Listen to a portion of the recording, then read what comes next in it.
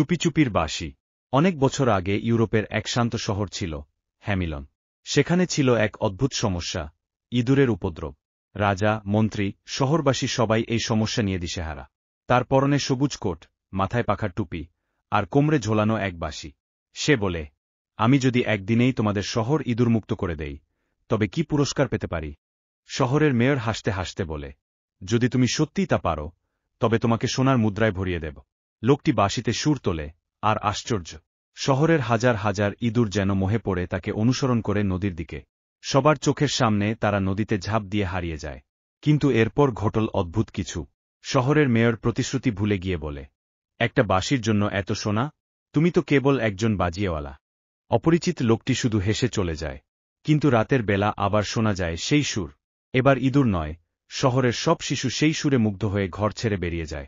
আর কেউ তাদের খুঁজে পায় না। শহরের মানুষ শোকে কাতর। এক বৃদ্ধা বলেন, ওই লোকটা বাঁশিওয়ালা নয়, সে ছিল চুপি চুপির এক প্রাচীন প্রতিশোধের রক্ষক, যার বাঁশির সুর ন্যায়ের আহ্বান।